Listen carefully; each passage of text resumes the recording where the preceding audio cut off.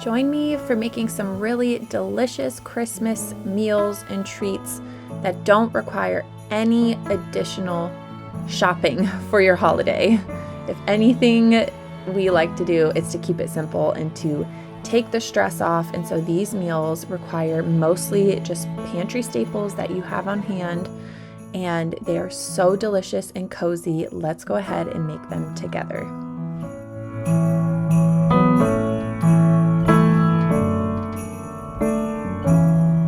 All right, first things first is to make a delicious treat for Christmas Eve while you are all watching a Christmas movie, or whatever it might be. For our family tradition, we really like watching the Santa Claus on Christmas Eve, and this would be perfect to put in a little mug and eat while we're watching the movie. It's the creamiest ice cream ever by Joshua Weissman. It's just a custard, milk, cream, and eggs. So good.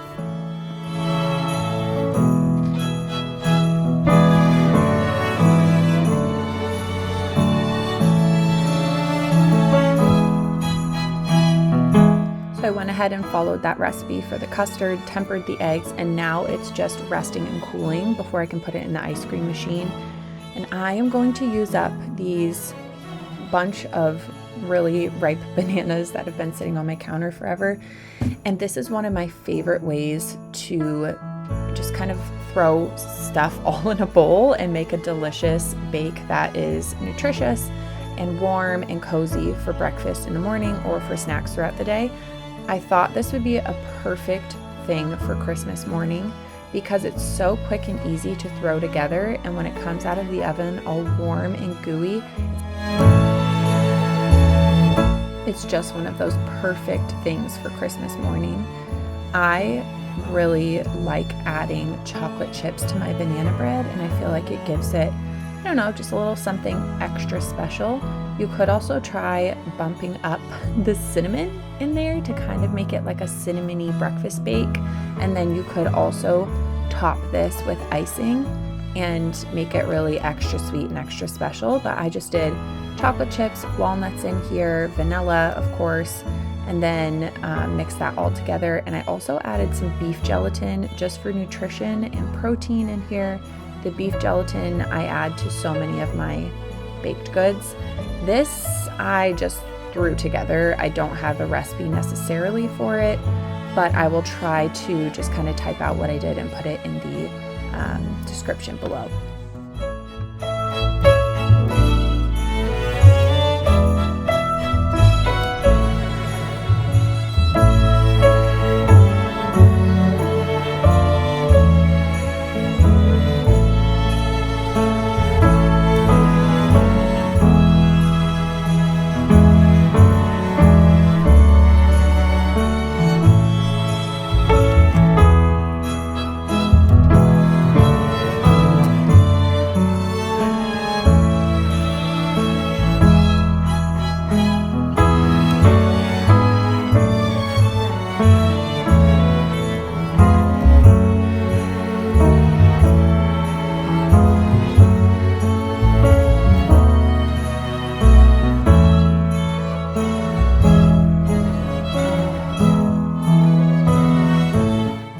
The great thing about these big bakes like this, I added peanut butter, I forgot I did that, is that you can kind of tailor it to whatever your family likes. We really like canned coconut milk, we really love peanut butter, chocolate chips, all of those things. If you would prefer pecans, or you don't like chocolate chips in yours and you want to do white chocolate chips, or you want to do dried raspberries, whatever it might be, you can add that in here and tailor it to your family. You can do raw milk, you can cook it with heavy cream if you wanted a bunch of extra fat for breakfast for your kiddos. Just add that and kind of create it however you'd like. In the recipe that I've written out below in the description, you can substitute similar items for items that I'm using to make it fit your pantry. And this is how you can cook without purchasing or buying anything else, because you're just adapting these recipes to what you already have in your kitchen, and it saves you so much money, especially during the holidays when you're already spending time. You can make something extra special with what you already have at home. I feel like that is a huge lie, that you have to go out and shop and buy all these expensive items or all these things that you don't have at home. And I really feel like I can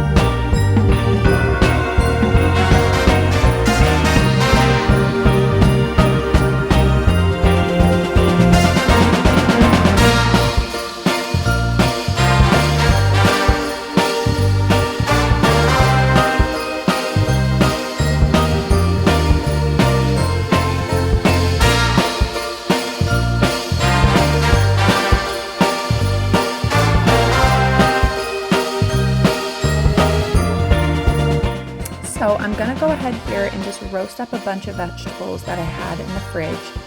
This is so simple as well. Basically just cut and peel, if you want to peel, vegetables that you have laying around.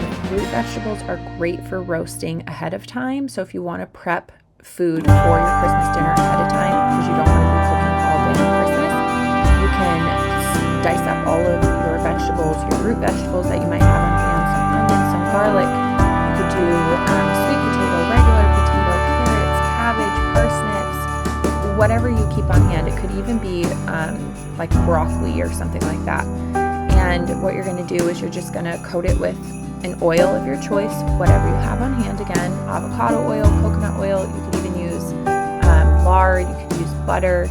And then you're going to season it accordingly. So what seasonings do you really enjoy? What flavors do you really enjoy? I believe here I did salt, pepper, coriander, some thyme, garlic, and onion. It was delicious. Just roast it in the oven at like 425 or 400 for about 25 minutes, and it turns out delicious. If you do have really dense root vegetables, you might need to roast it a little bit longer, but this was so good to have on the side of our Swedish meatballs that we made for dinner.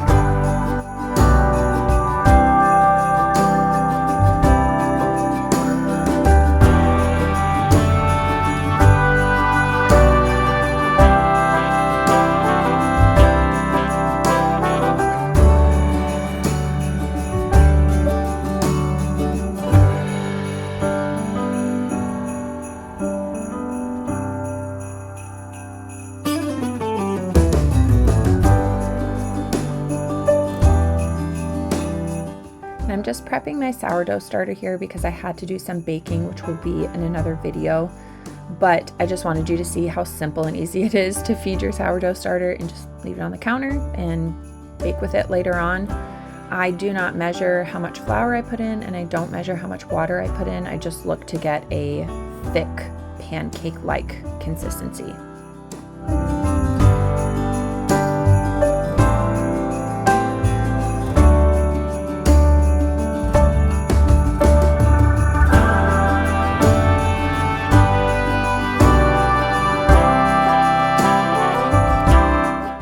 Alright, so here's what the finished banana bread looks like. So good, you guys. Moist, delicious, sweet. I didn't add any additional sweetener in it, by the way. The bananas are, I feel like, very sweet, especially with the chocolate chips. And my husband, who has a sweet tooth, loved it. So that's always good. I know I'm saying on here a lot that my husband loves it, but when your family loves something that you've cooked, you know that you've succeeded. All right, here are the Swedish meatballs. I will say this is another family favorite of ours. I made this a couple weeks ago, and this meal just felt so decadent and rich, and we ate it on a night that we went on a winter hike, and we came inside and then ate it once we got inside, and it was so special. I think what's different about these Swedish meatballs is that they use a lot of clove and nutmeg, a lot of those warm spices. And that's why I felt like it would be a perfect meal for Christmas. It's really special and not necessarily ingredients or flavors that I would put in meatballs every single day, but it just had that little flair to it. And you can use whatever kind of meat you want to use in this, which is why it's also perfect for not going grocery shopping. Just use ground chicken if you have ground chicken, or ground beef. I used ground venison here. And yeah, amazing. Such a great meal to have on Christmas Day.